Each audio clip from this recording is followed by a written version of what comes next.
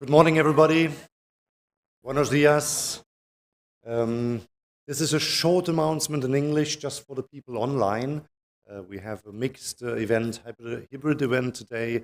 We have not yet, but soon 150 students from different Spanish universities here in Madrid at the Torrejon military base. And since we are at the military base, there are some issues with the access, so we are a bit late.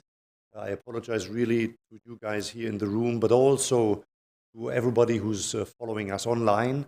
We will need to ask you for your patience for another 5 minutes before we start. Maybe fill up your coffee cup, all right? Come back, and we will start sharp at 10:45. Then we will start with these events, and we are very happy to have you here. Please bear with us and see you in 5 minutes.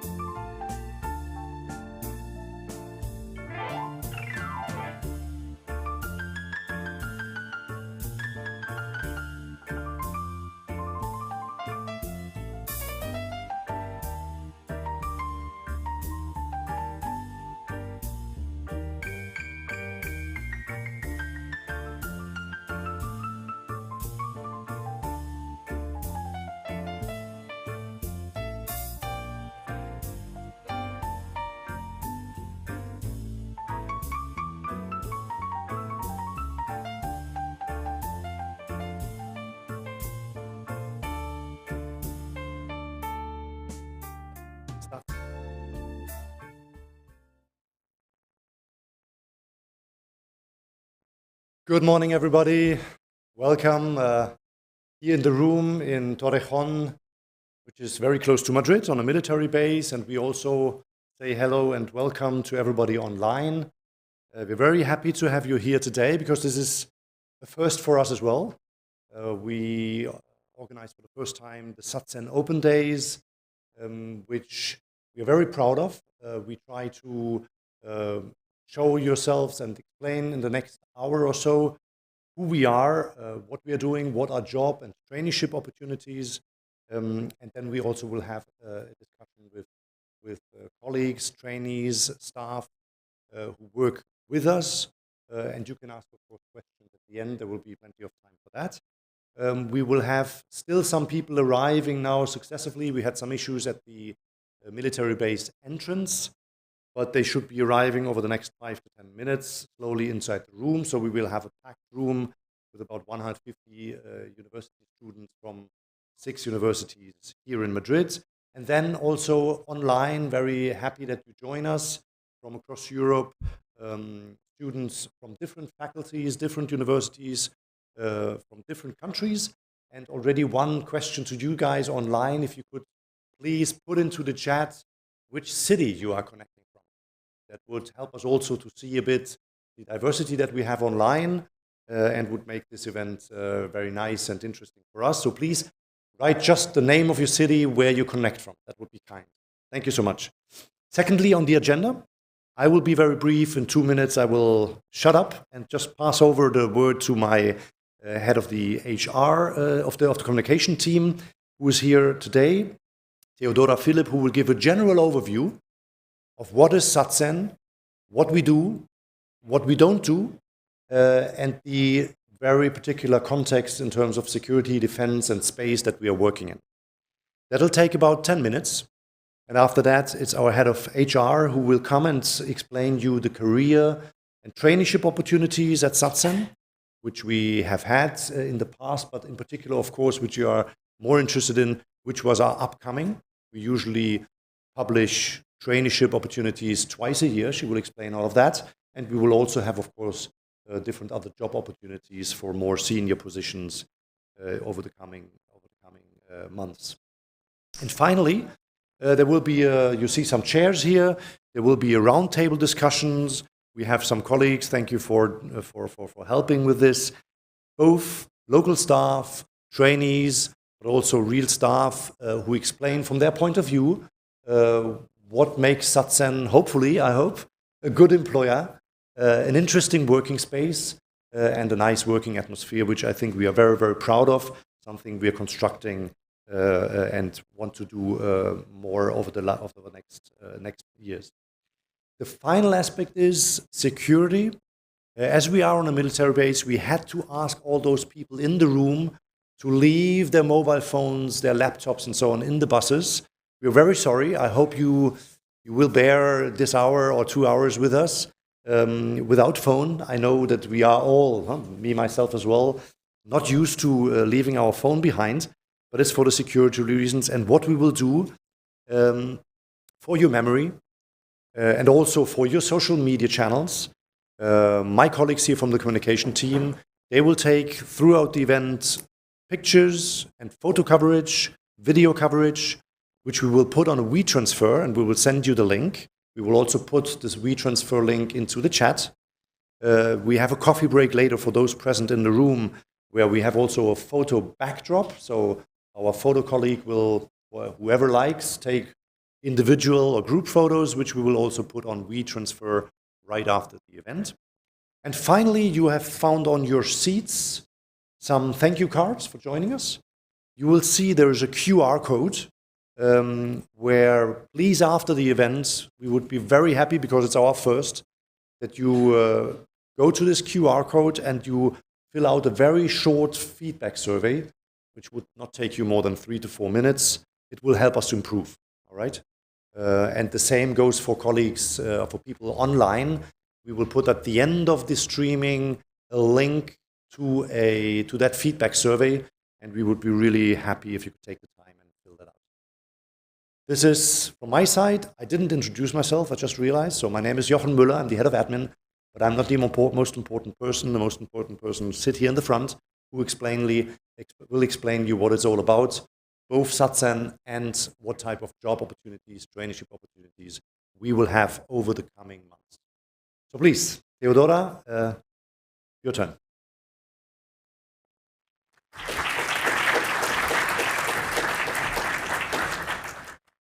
Well, first of all, thank you, Jochen, and thank you for everyone, both you guys who are here in the room with us, as well as everyone joining us online.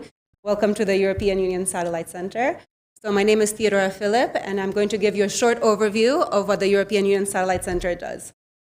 But before starting to talk about what we do, I think it's very important to understand why, in fact, we have been established as a center. And so for that, I'm going to hope that you join me in taking a step back into history to the end of the 1990s during the era of the Gulf War. Perfect. A little sneak peek to the end of the Gulf War.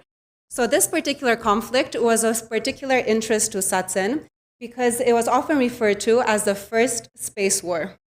It was the first moment when satellite technology proved to be a game changer, a turning point that demonstrated the true power of satellite intelligence. At that time, military personnel working on the ground had almost 24-hour access to satellite support. This meant that satellites became a critical asset on the battlefield.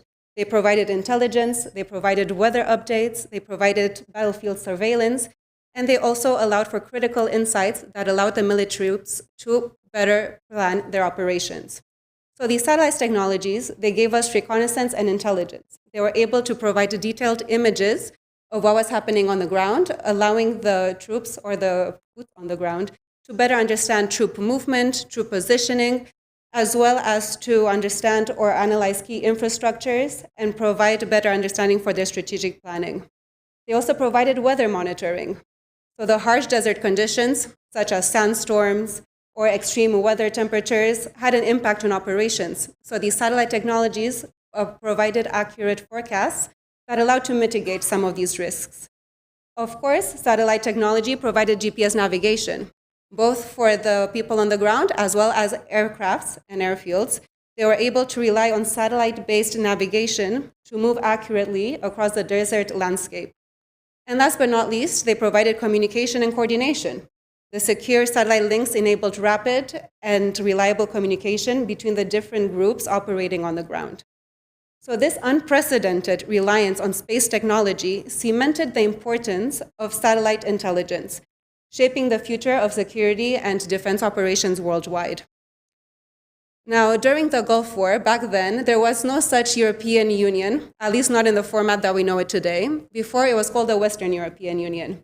And during the Gulf War, some member states of this Western European Union participated actively, such as during Operation Clean Sweep in the Persian Gulf. And this was actually the first time that the WEU had a joint action.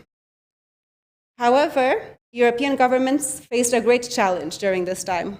They were completely reliant on the United States for satellite intelligence. And that was because at that time, the United States was the only Western nation who had Earth observation satellites monitoring that conflict zone. So as a Spanish diplomat recalled back then, Europe saw the Gulf War through the electronic eyes of US satellites. And so this dependence meant that at times during the conflict, Europe was essentially blind to what was going on. And this created a greater need for strategic autonomy, a need to have a capacity for Europe that would provide a clearer picture to the member states of what was happening on the ground, especially in moments of crises, and for them to take informed decisions and take the correct actions.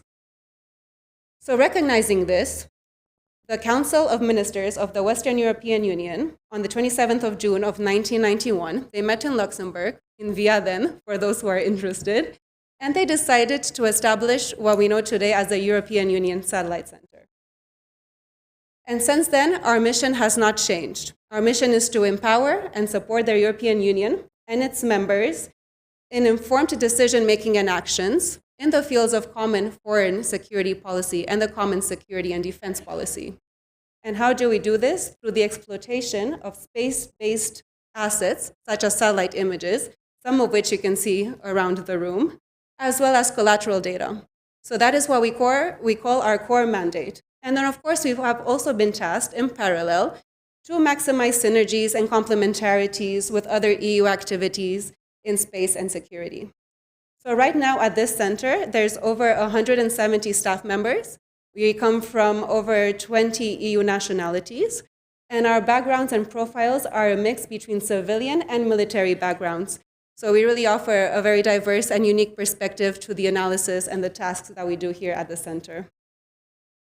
Our geospatial analysis, you will see, covers a big area of activities and a full spectrum of European interest. For instance, security surveillance, where we monitor piracy activities. We support humanitarian aid efforts. We analyze military capabilities in different regions. We provide contingency plans. So if you think of big events like the Olympics or the FIFA World Cup, where there's something to happen, you need a plan on how to evacuate people, so we can support in that as well. We analyze critical infrastructures, such as airfields, airports, or dams, and we also analyze non-proliferation. And over the years, this portfolio of activities has enlarged. So now we also analyze cultural heritage sites, and that is because during moments of conflict, cultural heritage sites are most vulnerable. They are subject to looting and stealing and destruction. And we can also analyze, of course, the climate environmental crisis, because as you all know, and I think as we are all aware, of the devastating impacts of climate change on security issues. And just as diverse as our portfolio are also our users. We are a task-driven agency, which is important to know. That means that we only analyze in areas where we are told to analyze.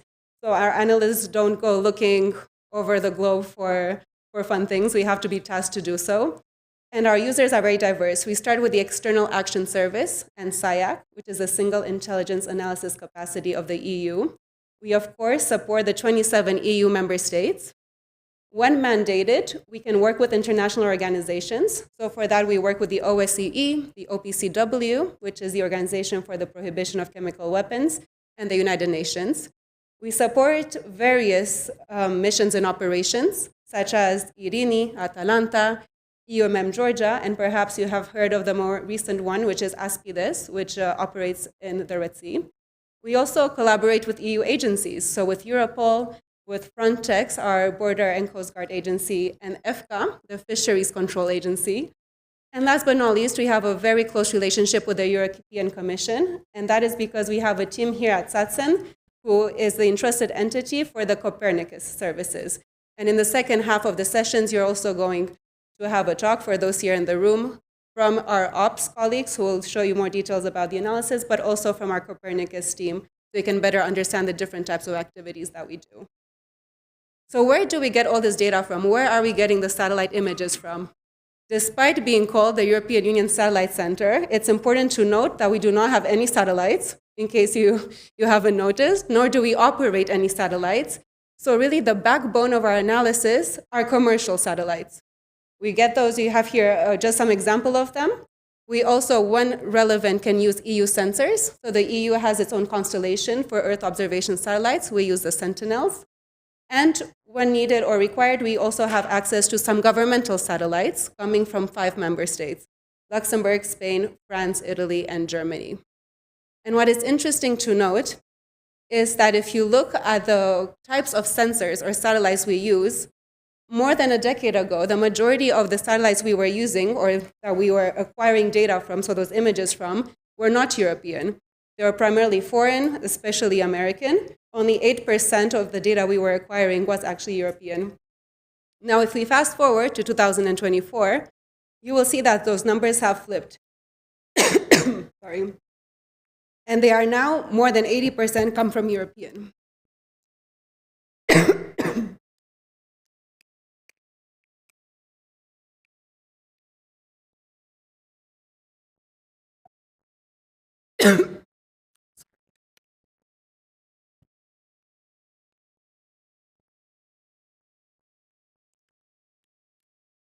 Sorry about that. I'm already losing my voice. Okay, so that is, I'm good. That is also the case for production. So our production has also increased over the last decades, over 10 times. And this production is not only an increase in number and volume, but also in complexity of the products, in quality of the products, and in the speed of delivery. So right now, more than 80% of the products are delivered in less than 24 hours. So what started as a need for situational awareness now provides you with the geospatial analysis for security and defense, for border management, for disaster response, and for environmental protection. And with that, I would like to finish with food for thought and ask you, why do you think this matters, the EU Satellite Center? And I would say that as an EU citizen, it is important to note that you have a geospatial analysis center here in Madrid. As a young professional, as students, it's important to note that there are careers in space security and defense. And as a global citizen, it is interesting to note the power that satellite technology has for understanding what's happening on the ground and for helping us better understand the planet. So with that, I would like to thank you for joining us for his SatCen Open Day. And thank you to those online as well. Thank you.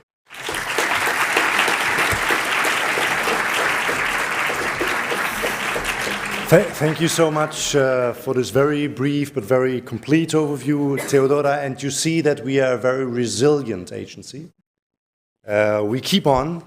We are very motivated people here, and we go down and finish the job, and we do that every time. Thank you, Theodora. It's terrible when your voice gets out. I hope you could all hear it online. Just to tell you that we are happy.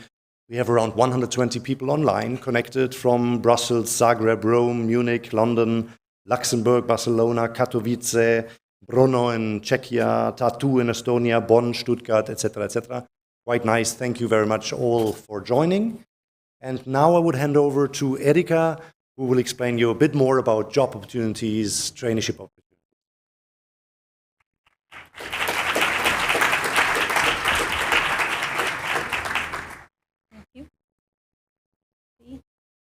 So good morning, everyone. Welcome to all of those of you who joined here in person, and welcome to those of you who are connecting online. My name is Erika Toth. I'm the Senior Human Resources Officer at SatCen, and I'm going to talk shortly, very, very briefly, about the traineeship and career opportunities at SatCen. So basically, I think now you got a really great overview what SatCen does, thanks to the presentation of Theodora. The work, what is done at SatCen, so basically the work of the core business is divided between two main divisions. The first division is the operations division, and this is where mostly the imagery analysis is done. So this is where the imagery analysts are working. And the other division is the capability development division, who are focusing on research and development, participating in European projects, and they also offer training services to external participants. So what kind of profiles we are looking for these two divisions? This is what you see here a bit summarized. Basically, we are looking for students and graduates, professionals with a background in physics, engineering, environmental studies, cartography, and eventually topography. If you already have a certification in IMINT, in imagery intelligence, or GeoInt in geointelligence, that's definitely a big plus as well. And we also have a really special IT division. So the IT division at SatCen has a special importance because they are not only providing brilliant IT support for all the colleagues here at the agency, but they also maintain and manage a classified network. And they also work a lot with AI. So actually there are a lot of projects ongoing with artificial intelligence in order to support the work of the imagery analysts. So if you have interest and eventually background with big data, AI, or you're interested in cybersecurity, then I would also encourage you to check our vacancies and eventually apply for our vacancies. And together with that, we also have all the other functions which are needed for the functioning of any organizations, such as legal services, we have a finance unit, we have human resources, we have a communication team, and we have administration. And they also have their own traineeship programs. So all of these services which I mentioned, they have traineeship opportunities, and actually they are going to be published very soon in the spring intake. And then what do we need actually from the trainees? So like what kind of criteria you need to fulfill in order to apply for a job or for a traineeship with us? That's what you see a bit on the right side of the slide. First, since we are a European Union agency, we have been established by the Council, it's mandatory to have an EU nationality. So unfortunately, we cannot accept applications from anyone who would not have an EU nationality. When it comes to the educational requirements or the work experience, this is something which is always described in the vacancy notice. So what we call a vacancy notice is basically the job advertisement. For every position, so anytime when we have a vacant position, we are going to publish it online. That also means that, unfortunately, we cannot accept spontaneous applications. So when you want to apply for a job with us, you always have to refer to a published vacancy. And what are the criteria for this vacancy? That's always going to be described in this document, which is called the vacancy notice. So this is something I would definitely encourage you to study a lot. Like, this is one document. It does have a few pages to read, but if you read that through, then you're going to understand much better what are those requirements that we are asking from you, and what are those aspects that you are going to have to demonstrate in your application first when you apply to us, and during the interview, if you are selected for an interview and you come to see us. And last but not least, what is also mandatory for everyone working at SatCen is to have a valid security clearance. This is something that you don't need to worry about right now. So like when you apply, this is something that we take care of it. However, you need to agree to that we are going to initiate actually a screening procedure for security clearance for you. All right, so a few words about the traineeships, what we have at SatCen. So as I mentioned, like all the services what we have, they have traineeship opportunities. And the traineeship program is actually aimed at recent university graduates. That means, however, so like you can already apply if you are in the final years of your studies. So we already accept applications. And we also consider lifelong learning. That means that if you had a career in a different field, and let's say you are not in your 20s anymore, however, you discovered a new interest, you made new studies, we also accept the applications, in that case, from you for a traineeship. So we did have already trainees here who did a totally different career in the beginning of their active life. Then they discovered their passion for GeoInt. They made their studies, they made their courses, and then eventually they joined as a trainee. So that's no problem with that. The initial offer for the traineeship is offered for 6 months. So that comes first. And in case like everyone is happy, then this can be extended for further 6 months. So that means that the maximum time that you can spend with us as a trainee is up to 1 year. That's what we can offer. And usually we have 2 intakes per year. So the first intake is in the springtime, that starts in April. And then there is another intake which starts in October, that's the autumn intake. However, you might see some vacancies published also outside of this period. So I would definitely encourage you to constantly check our website, follow us on social media, because you might see some opportunities popping up even in between these periods. And this also means that if you feel that these exact dates would not suit you, maybe because of your studies, and so don't hesitate to apply. So I would still encourage you to apply for vacancies, because in case you are selected, there might be some possibilities for flexibility. So it might be negotiable when you would eventually start here. I think this aspect is what I would emphasize probably the most, which I think is really, really important, and maybe in some aspect even unique at SatCen, that we offer a one-to-one mentorship. I think what is really, really great, and the added value of the traineeship, is that you will be assigned to a mentor from day one when you start, and this mentor is going to stay with you until the very end of your traineeship. And this mentor has to make sure that actually you learn, you have a very adequate professional development, and basically you acquire skills which are not just going to make sure that you are able to do your work here, but actually also is going to enrich your CV, so that after the traineeship, you have very good chances to apply for a job either within SatCen or outside of SatCen. In this sense, actually, I'm really proud to say that we had so many trainees already here at SatCen who completed their traineeships, and after they were successful in participating in our local contract, which is the short-term duration contract selection procedures, or even the long-term contract selection procedures, and they became basically our junior professionals at SatCen. Financial aspect. So what you would get as a trainee here financially, that's basically the sum of this traineeship allowance and the transport allowance what we pay, which, as you see, it adds up just short below 1,500 euros. So this is what you would receive monthly. And also for those trainees who are joining for more than 100 kilometers from SatCen, they can apply for the reimbursement of their travel costs with certain conditions. And we also encourage those trainees who would eventually have or would live with a disability to apply to SatCen. First of all, because we do our best to provide reasonable accommodation and provide a work environment that would facilitate the best way their work. And also, we may offer a special allowance for them up to 50% of the usual traineeship allowance. Then some other opportunities, just to mention to you. As I said, first of all, I really encourage you to visit our career site, because every time when we have a vacancy, then it's going to be published there. If you follow us on these social media links, what you see here, we are present on LinkedIn, on X, and Instagram. Then eventually you will receive notifications every time when we publish a vacancy. So probably that's the easiest way. And apart from traineeships, the other opportunities what we have, one is what we call local staff. These are usually short-term contracts for 6 months. This is usually what we use if we have to cover for an absence, which is due to sick leave or a maternity leave. So this would be for that purposes. And the permanent and temporary staff is what we call like the long-term contracts that we have here. We call them statutory staff. And eventually also the junior positions can be something which can be interesting for you. And then just very shortly, because I'm I think at the end of my time, to mention a few things about the culture of SatCen. I think, I'm sorry, you can see already like from the first impression what you had arriving at SatCen, that it's a truly multilingual agency and multicultural. We have more than 20, we have 21 nationalities present actually at SatCen from the 27 member states who we represent. And you can hear all kinds of languages spoken on the corridors. And basically like you interact with people from really truly very different cultures on a daily basis.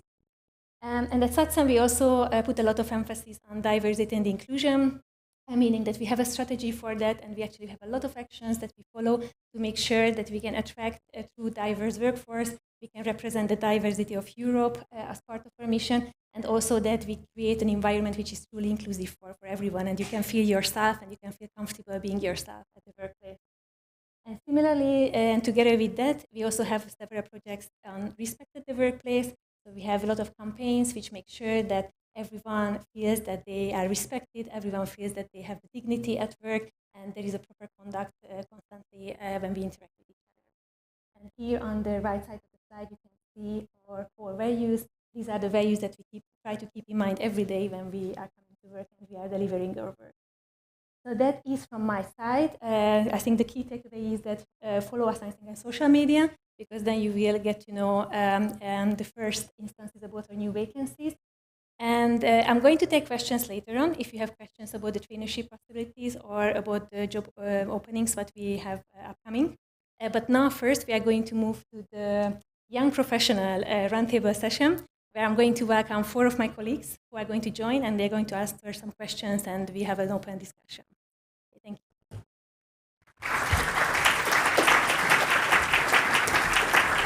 Thank you very much, Erika. And meanwhile, they are taking their seats. Just to mention, there are already questions being posted online. Please do so. We will collect them. We will bundle them and ask the questions. For example, one question I saw was, how many traineeships do we have per year? It's about 12, about a dozen. So sometimes it's 10, sometimes it's 15 or 16 in all the different areas, from legal, HR, communication, geo-int, IT, big data. So it varies a little bit, but it's around a dozen every year. Please, Erika.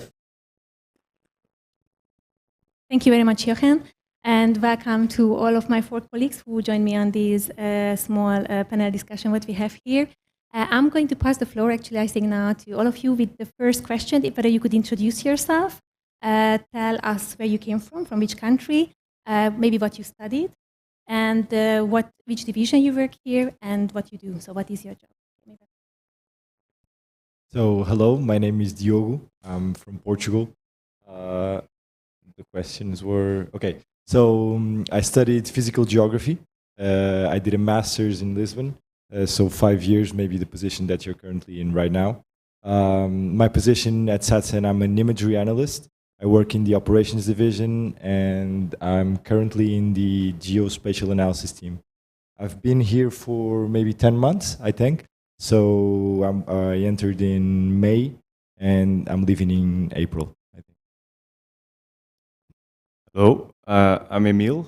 I'm from Belgium. I studied computer science, and here in SatCen, I'm a trainee in the IT division. in the team of AI, artificial intelligence. I started here in April last year, and my traineeship will end basically next month at the end of March. So, good morning, everybody. My name is Maria. I'm from Spain. I studied geomatic engineer, and then I'm currently studying a master in geographic information systems. I've been here almost a year and a half, and I work in the ops division in the quality team. Hello, everybody. My name is Ait. I'm from Estonia.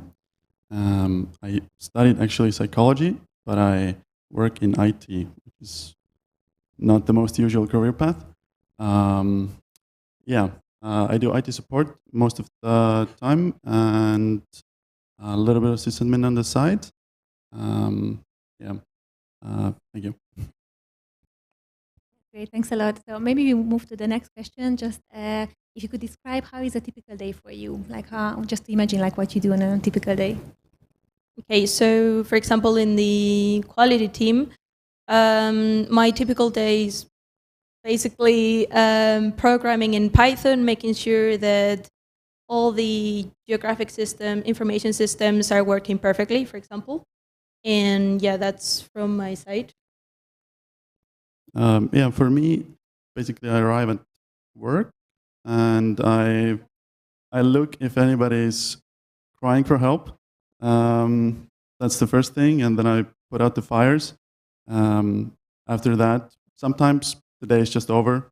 You keep doing your job the whole day.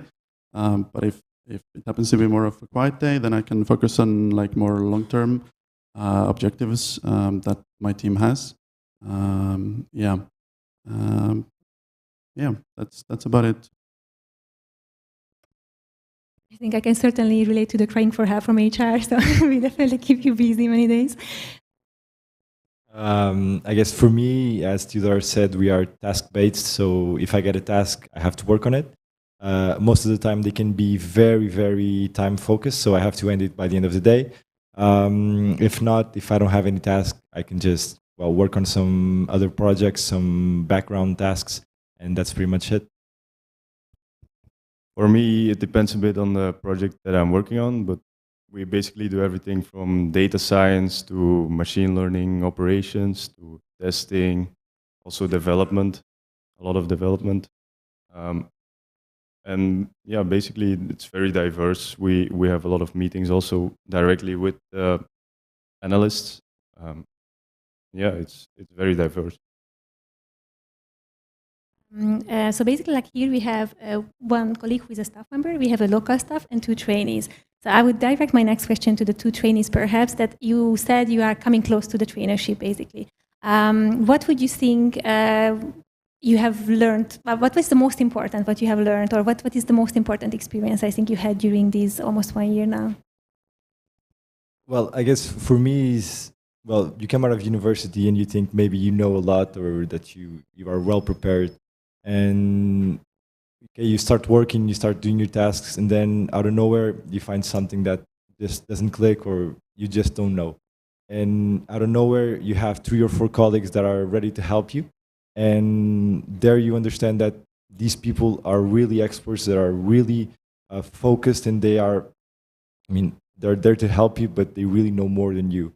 So when that happened to me, what I got was, since I'm here for only 1 year, what I can do is try to gather the most information from them, to learn the most from them, and then to take that to my other job. So I guess here the most important thing that I've taken is, these people know more than me, so let me just try to be kind of humble and ask them for help, ask them for information, and try to get better myself. Yeah, basically, like he said, it's a very unique environment. You work directly with military people, but also civilians, and it's very different from any other private company. Let's say, like you work with classified data. It's a very unique experience in that sense, and it feels very important, the work you do. Like that's the thing that drives me most, I would say. Like you feel like you're doing something for Europe. And then maybe a question to Maria, because like you kind of came back to SatCen, I think I can say this way. So what made you want more from SatCen and to gain more experience here? Okay, so for example, I started in October 2023 as a trainee, and then I came back as a local contract. So for me, the most important thing is what you do at SatCen matters. It's not like in other companies that if you're an intern or you're a trainee, you just serve the coffee, do tiny tasks, and then you leave. In here, it matters. What I do matters, and it's being used, and it's actually very important for everything. Even if you just do a tiny part, it's going to be useful for the center and what we do. So I think for me, that's the most important thing of this center. And yeah, my colleagues here were talking about how the work matters, and that is not to say that any other job doesn't matter, or other agencies or whatever private companies. I think it's just that it feels like the job that you do, it has this immediate impact. You feel it. When you look at the news, you see any geopolitical event, disasters, things like that. You see them happening, and then you come to work and you sort of help to resolve them or provide intelligence about those things. And that's what makes it feel like it matters a lot.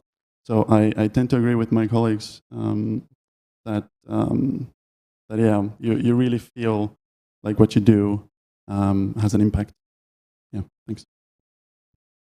And maybe then I stay with you, Wat, since you got the spot.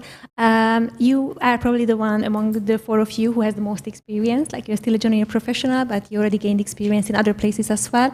What do you think? What is what you like very much in SatCen? But maybe you feel special, and you can think of the broader context also, like being located close to Madrid in Spain, the size of the agency, any of these things.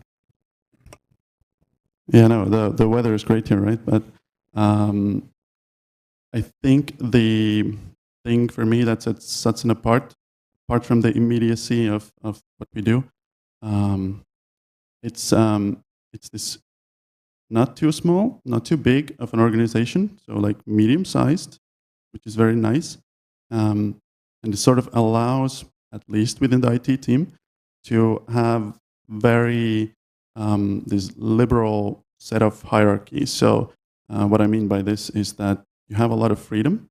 You're sort of expected to show what you have to offer to the center, to the team, and you're encouraged to learn. So really, I feel like the sky is the limit. I just have to put in work. I have to learn, and I can, go anywhere from here. And your colleagues really do support you, which is you can have that elsewhere, but I think it's more rare, and you really feel it more. I think it's the size of the organization that sort of lets that happen, though. Yeah. I hope that made sense. Yeah. Thank you, Hamad. Maybe I suggest to transition already into questions. I have a couple of them from online, and then maybe also please think about questions here in the room. We will take them. I think we have a mic somewhere. So I take maybe one or two, and then I pass on one or two. There's a question online, says, what would be the tasks for lawyers at SatCen? Yes, indeed, we have also traineeships for lawyers. What do they do? Well, it's a wide range of things. We do enter into service level agreements or agreements with other European institutions. For example, we are just about to finalize an agreement. I mean, we do work, for example, with Frontex, which is the border guard agency of the European Union. So they are one of our users, and the lawyers in our legal service would be elaborating and negotiating those agreements. So it's agreements with other international organizations, but also agreements with member states. We have some exchanges of images and some agreements, so that's the type of international agreement negotiation. But also we are very sensitive about data protection. So our legal team looks into data protection, into retention periods of personal data and all these type of things. Then they of course also help us and are involved in recruitment processes. in conflicts of interest, all these type of questions what a legal service usually takes care of. The second question I take, and then I will pass it on to you with a couple of questions, is how about social sciences, like international studies, political sciences? Yes, also here, we do have several colleagues from that field. For example, like Theodora, who spoke before, she has done international relations, and she works in the communication unit. So we have a communication unit which is growing modestly, but it does.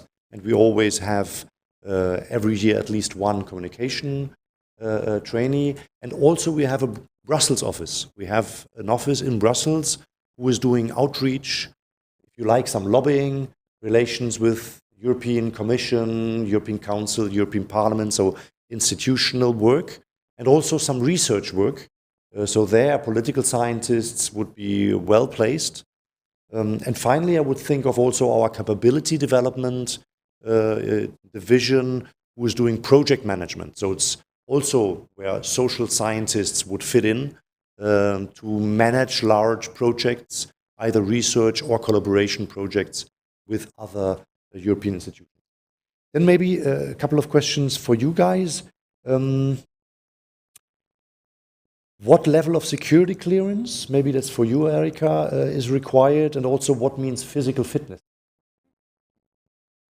Don't worry about the physical fitness, which we are not going to run tests here for you to jump or run or climb. No, the physical fitness is actually, it's more meant for staff members. So actually for trainees, actually we don't require that. But everyone who is joining us as a full staff member with us, they have to have a medical aptitude test. That's basically just for us to know if you have any medical condition that would require us to adapt the working environment for you. It's for your safety. It's basically occupational health test, what we have for staff. For trainees, the only thing that we request is that you have to have a valid health insurance. This can come from your country, so it doesn't need to be a private health insurance, but you have to be covered for the duration of your traineeship by a health insurance organization. And about security clearance, what we require from staff is EU secret level. So that's the general level. But again, what I would say, you don't need to worry about how to obtain it, because this is something that 100% we take care of it. The only thing that we request from you, that you have to agree that we are going to initiate a procedure for you. So at some point you have to fill in some forms. It depends on the country where you come from. Sometimes you might need to have a small interview with your national authorities, but that's it basically. Yeah, I mean, what happens in practice is when you start here as a trainee, 90% of trainees don't have security clearance, which is obvious. So what happens during the first couple of months, you need to be accompanied by somebody else with the security clearance throughout the building when you move. Okay, that's a bit of an annoyance, but until your security clearance arrives from your national authority, that's what happens in practice. Okay, but it doesn't prevent you from starting your traineeship. And there was a question, and then I take maybe one or two first questions from the floor, please. So there was one on, would the lack of GeoInt certificate or knowledge eliminate someone from the selection process? Well, if you apply for a legal traineeship or HR or finance or communication traineeship, no. But obviously, if you want to be a trainee in the operationals division, which do the actual image analysis, that is usually a selection criteria. Yeah. So there, yep. That once again, I would just recommend you to read very carefully the vacancy notice. So it's always described in the vacancy notice for that particular position, may it be a traineeship position or a full-time, like I would say like a long-term position with us, what is required. Because there are some positions probably also in ops where it's not required. So even in your operation field, they might not require geoInt certificate. For some positions, they do. And then please, maybe show of hands so that we can hand out the micro already if you have a question from the floor. Otherwise, we would take more online questions. Please. Thank you, Erika. It's very, very good to draw attention to the vacancy notice. I think something that may be confusing for you at first is that there are several different sections to the vacancy notice. The thing that will make you ineligible are the eligibility criteria. So those are, I think, almost always the first ones. So read those. If you don't meet those, you probably, I mean, you will be eliminated. Yeah. from the from the selection. Anyway, if you meet those, you can apply, and you probably should if you're interested, because for my position, for example, I had a whole lot of aspects that were considered for the position, so that were considered as a bonus or a negative. But I didn't have all of them, but I did meet all of the eligibility criteria. So those are the things. Eligibility criteria, look at those. And if you meet those, apply, because it's really cool working here. Please, any question from the floor here? There's one. Hi, thank you. I would like to know until what age can you apply, and also if it's easier to get a job if you have been in internship. So yes, so thank you first for your question. We don't have an age limit for the applications in any of the positions, and this is also something that I mentioned before for traineeships, that we had already the cases that usually like trainees probably they come kind of fresh from university or they have more limited experience, but we had the case of trainees who had an entire career doing something totally different. Then they discovered their passion for GeoInt. They did basically their education then in GeoInt, and they were recent graduates from that study, but they were already in their 40s or even beyond that. So that's not a problem at all. So like we don't make any difference based on age. There is no minimum and there is no maximum. We just consider the studies. So you have to be at least in the final year of your studies. And sorry, your second question was about Yes. Yes. So basically internship is also, it's good to know that we don't have a fixed number of years, like how much is too much, basically, for work experience, I think, applying for a traineeship. So if you already did an internship, I think that's still fine. It's basically, I would say, the decision of the selection board, whether they still consider that you are a recent graduate. So the category of the recent graduate is always at the discretion of the selection board, that they consider that, you have already gained some experience, but you are still considered basically like new to the field, new enough to the field that you can benefit from the traineeship program. And it may be also something interesting for everyone, also those who are joining online, to know that if you have participated already in an EU traineeship with another EU institution or agency, you can still apply for us. There are some institutions and some other EU agencies who don't accept applications. They are stricter in this sense, but for us it's not an exclusive criterion. So if you have had already an experience in Brussels, for example, as a EU Blue Book, which is the official European institutional traineeship program, we don't exclude them. You can do that traineeship, which is normally 5 months in Brussels, for example, and then still have the 6+6 experience here at SatCen. Yeah, that's also interesting and important to know for people online. And there was a question in that regard. Is there any other question from the floor? Yeah, Well, 2 more here. Can I ask another question and then I will pass my... Thank you. Is there, if you start working here, do you have to be here in Madrid, or is there any possibility to work in another country also? No, so what we have is all the traineeships are here in-house, except for the Brussels office traineeship. Yeah, that would be happening in Brussels. But if it's not traineeship, if it's like you are actually working but not in internship? Yeah, if also our permanent positions or our long-term positions are all based and located here, except for 2 or 3 positions in the Brussels office. It's the same. Yeah. And there were 2 questions here, 2 questions there. Please pass on the microphone. And if there's any other online questions, happy to take them.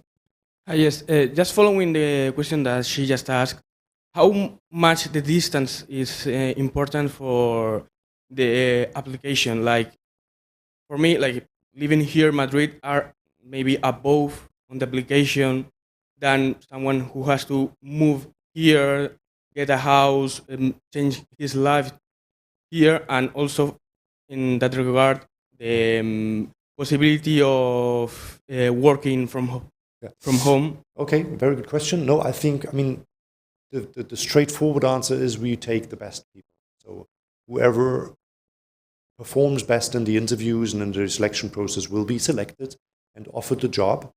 if he's from Greece or from Estonia or from Spain, it doesn't really matter. Obviously, these people have to come then and install or become a Spanish resident here.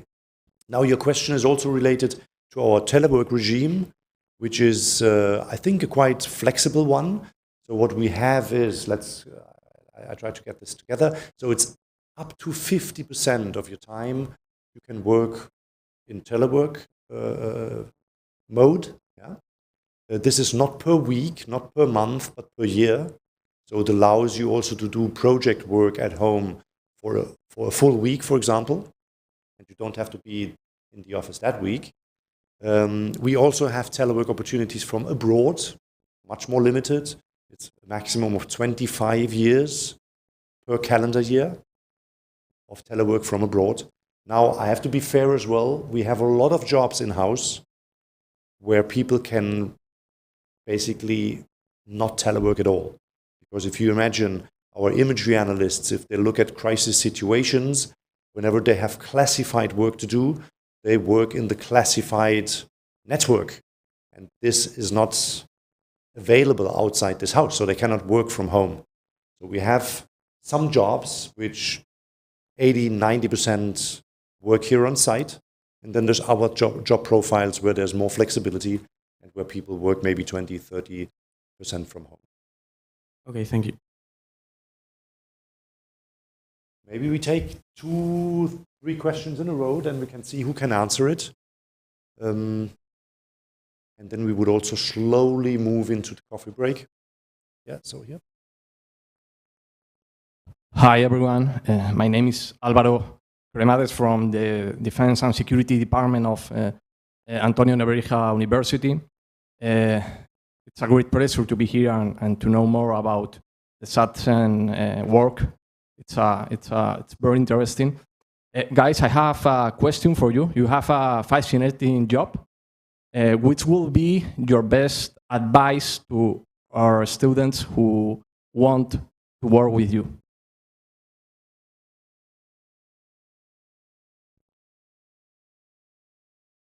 Well, I would say from my side is to be a little bit, I don't know, to put yourself out there.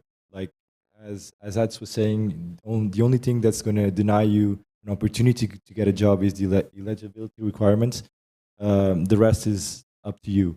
So if you don't try, even if you think you're not the most, I don't know, the best person for the job, if you don't apply, you're never going to get it. And for example, for me, I never had GeoInt experience before coming here. And now I'm working as an imagery analyst, and I like it. And they took the time to explain everything to me. So I think it's a little bit, put yourself out there. If you work with satellite imagery, at least on my side of the field in operations, if you work with that kind of stuff, and you like it, and you put yourself out there, maybe there's going to be a position for you, maybe there's going to be something out there for you. But if you're always like, I don't know if I'm the best person for this job, I don't know if I can do it, whatever, then it's tough, you know? So I just say, put yourself out there, try it. If you don't try it, well, you're never going to get it. Maybe also to add, content is important, being an expert or having knowledge is important, but your personality is as important, and your motivation, and how you come across. We need people that fit into the team and that add value. Yeah, I would say motivation is very important, and the ability to work independently also. Like you will have a mentor as a trainee, but there's a lot of times you have to make decisions on your own. You have to be comfortable with what you decide and what you do.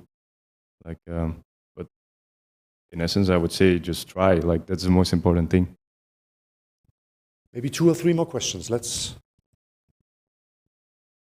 Hi. So I was wondering how long the process of obtaining an internship is, because I already applied for an open source intelligence position as a trainee. So I was wondering how long that usually takes. I would say that's something a bit, I think, typical to the agencies, that the selection procedures take a bit longer than the private sector. I would say, I think, a minimum, I would say 3 to 4 months, I think, until the screening and the evaluation of the CVs go through, and then we do the interviews. We try to keep, I think, around 4, maximum 5 months. But this is something I would also ask you to be patient, and that's why it's good that you, I mean, whenever the call is open, you present yourself. Because eventually, like, you might get an invitation even if a little bit later. And maybe also a good moment just to mention that if there are many or several candidates who could do the job, so who are good to do the job, we always create a reserve list. So it also can happen that you might participate in a selection procedure, go to the interview, and in the end you are not selected. However, if you get the notification that you are placed on a reserve list, then the next time when an opportunity comes up for a similar position, then eventually we might call you and we might offer you the job then. We draw on that reserve list and you don't have to go through the process again because your profile was fit for the job. You just finished second or third, but then we can still get back to you and offer you the job maybe a couple of months later. Just to mention also that the next traineeships will come out somewhere in early April. Okay, it will be quite varied for our Brussels office, for HR, for finance, probably some image analysts, in legal possibly. So there will be very soon coming these opportunities up early April. There was 1 or 2 more questions. Yeah, just if you want an example on times, I can tell you my experience. My procedure for the traineeship ended around mid-June, I think it was. And then I did the interview on early August, I think it. And I got the notification that I was accepted mid-September, like around 15th.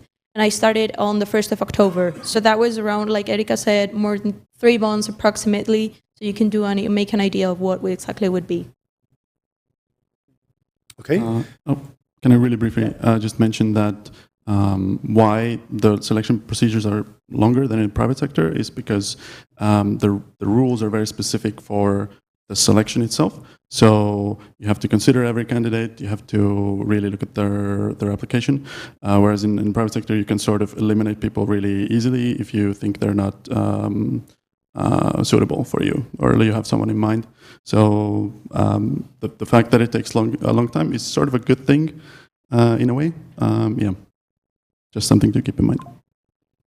Okay, maybe let's take the 1 or 2 last questions, if there's any. Show of hand.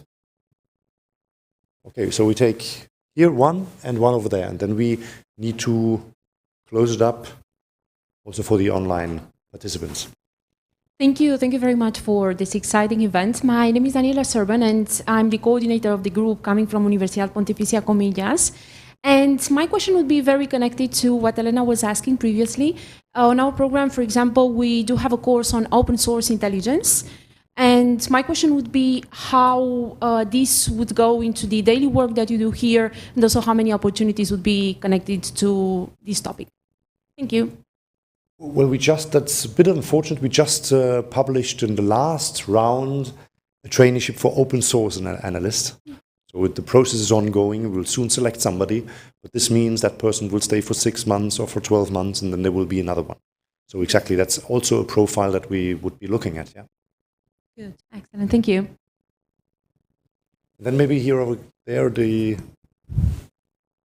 woman in the...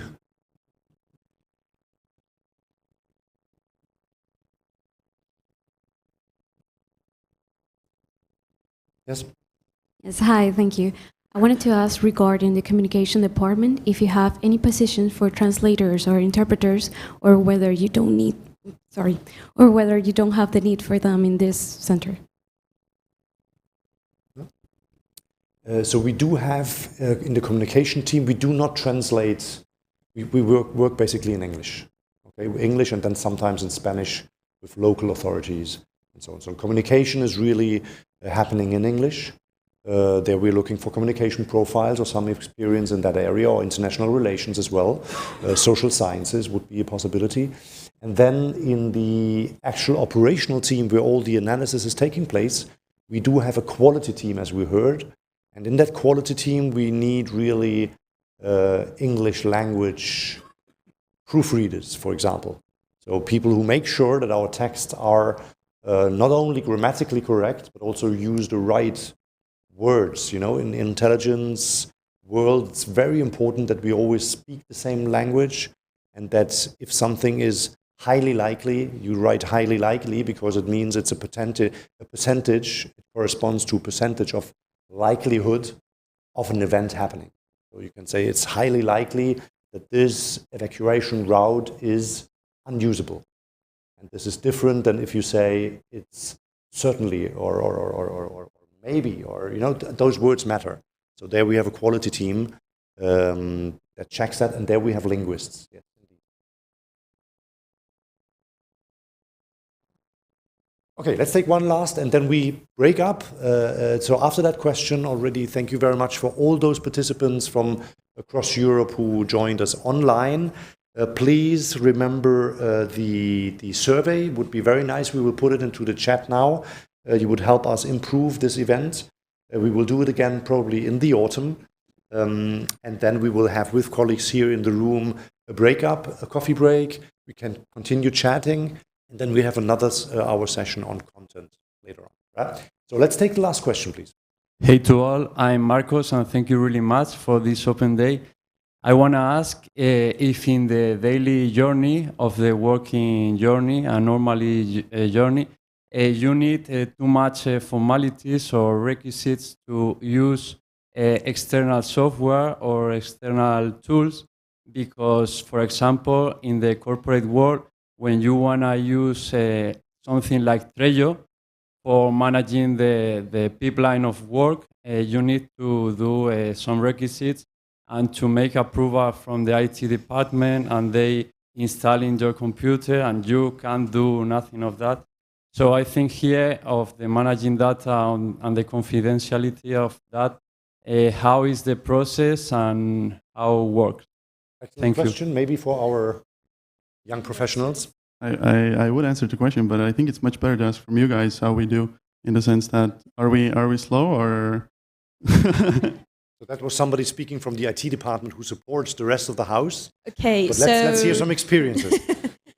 Anytime you need to, let's say, install a software, as you mentioned. For example, I usually write to somebody in IT like, hey, I need this installed, like I need it for work, can you manage that? And then they usually come in like 10 minutes, 15 minutes if they really have something urgent. So it's not something, I've been in other consultancy companies, and it's true that in consultancy companies you need to follow a very strict protocol of why do you need this software specifically, why the IT department needs to install it, and you need to let them know a lot of information. Here, for example, compared to the consultancy companies I've been to, it's not the case. You just go to the IT guy, in this case, ads, for example, and you write to him and say, I need this software, can you please install it? And it should not be an issue. You should have it in like 15 minutes, tops, at least. Okay, thank you really much. Maybe I would just add to that, and again, like I'm not, a cybersecurity expert. We do have some limitations in terms of software because of security reasons. Like as an end user in human resources, for example, most of the tools that we use are in-house built, which is actually also great for those of you who are interested in software development, because there's a lot of software development ongoing in-house. So I think there are some restrictions, especially when it comes to off-the-shelf products, like what can be used, but that's not my expertise really. But in general, I think definitely what I can see, IT is extremely helpful to find a solution for you, no matter what. I think you can sum it up that SatCen is really focused on the job it needs to do. Whenever we get an alert, we need to deliver on the Middle East or on any other crisis situational awareness. We have to find a way to get there. And if there's a need of a software or something, we will get it because we are very, it's maybe atypical for a European Union body because you might think bureaucracy and so on. I think it's not the case here. We are really focused on the job to get this job done, and it's very operational and straightforward. Last word, Arts? Basically, I wanted someone else to say that we really, in IT, try to react really fast. And I think Johan mentioned a couple of times that we need to get the job done, and that's the same attitude in IT. So we understand what the mission is, but at the same time, there are cybersecurity requirements. So obviously we need to follow those first and then enable the job of the agency itself. So sometimes it may take longer than 15 minutes, but oftentimes the things that people require, someone else has already asked for before, so there's already something that we can do really fast, I would say. Yeah. So cybersecurity is one thing, and we do try to do things as quickly as possible. Thank you very much. I think we take it from here. We are in touch with people online. Thank you so much for joining us from all those places across Europe. Please be in touch. We have an info hotline as well, and the email where you can send questions. Don't forget the survey, and I hope to see you either next time in such an event or to see your CV on our desks for application of traineeships or jobs. Thank you very much. And for the people here, let's take a coffee.